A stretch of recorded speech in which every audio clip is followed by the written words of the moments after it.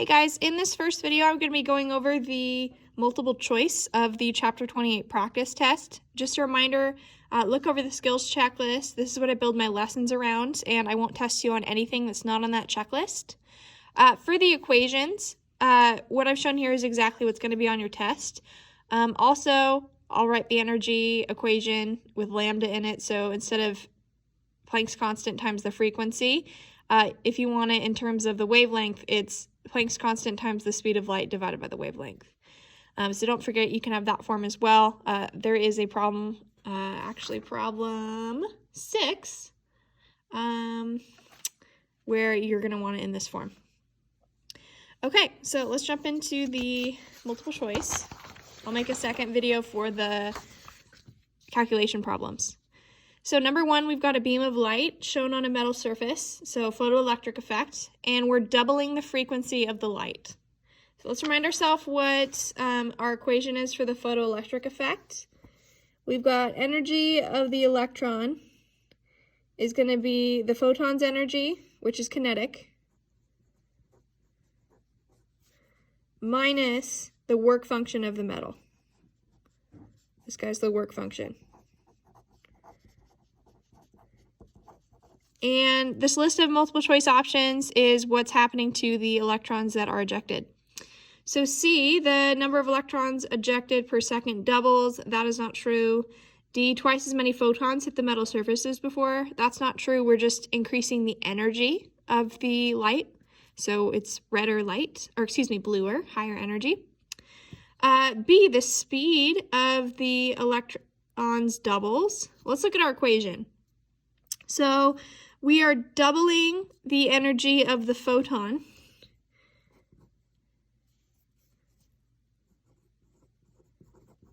Because we doubled the frequency, and we know that the energy of a photon and the frequency are proportional. So it's asking if this doubles, what happens to this? Well, the work function is a property of the metal, and it's going to stay the same. So if we double this, this is going to increase, but not by double, right? Because this is staying the same. If this wasn't here, this would also double, but it is, and it's not doubling, it's staying the same.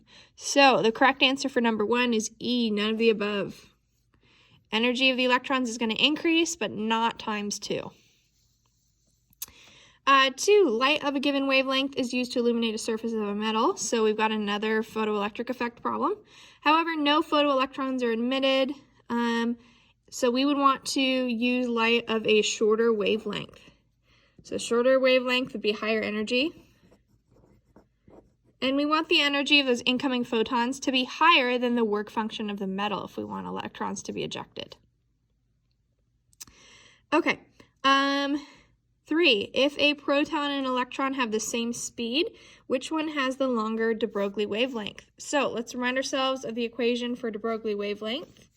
Lambda, so that's our de Broglie wavelength, is Planck's constant divided by the mass of a proton and an electron times the frequency.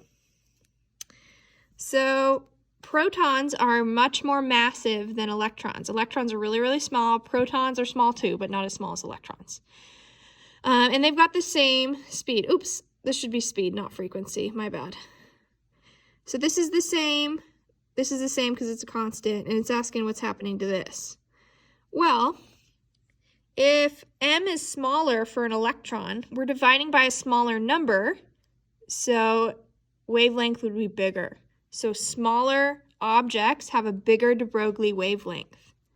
So the electron would have a bigger de Broglie wavelength. Because it has a smaller mass.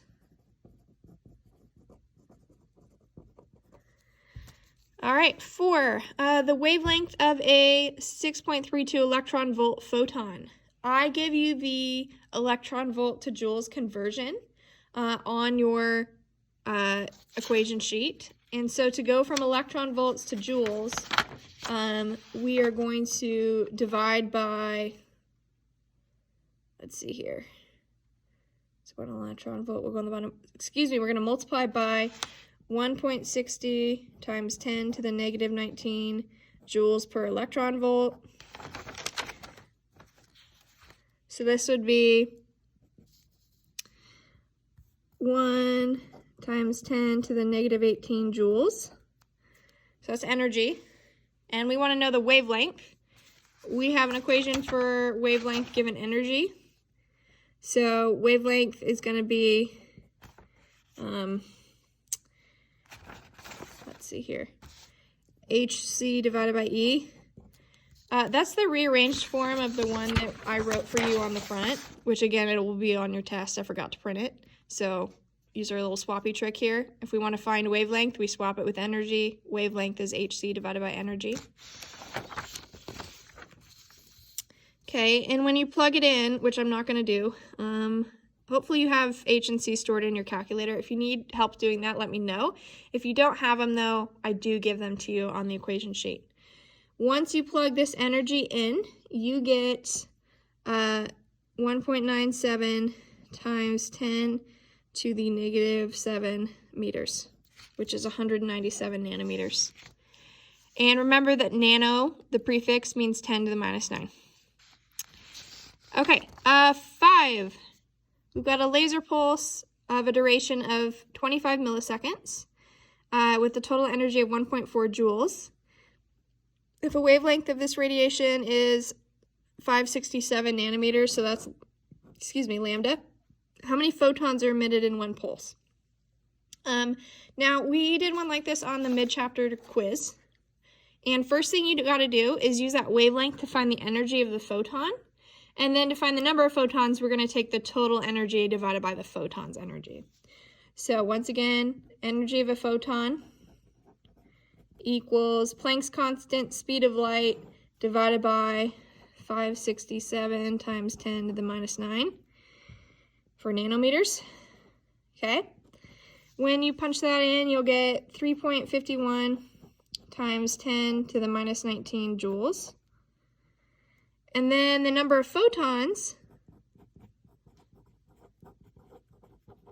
is going to be the total energy, so 1.4 joules, divided by the photon's energy. And you get A. Let's see here. Okay, I don't tell you on the equation sheet that the number of photons is the total divided by the energy per photon, and I'm not going to. We've done that problem enough that you should know that's how we do it. Okay, we've got one more question. It's another photoelectric effect one. So we have a metal surface with a work function of 2.50 electron volts. What's the longest wavelength of light that will eject electrons from the surface of the metal? So longest wavelength, we want to find the lowest energy. So the lowest energy light that could eject electrons to give it some leftover energy would be equal to the work function.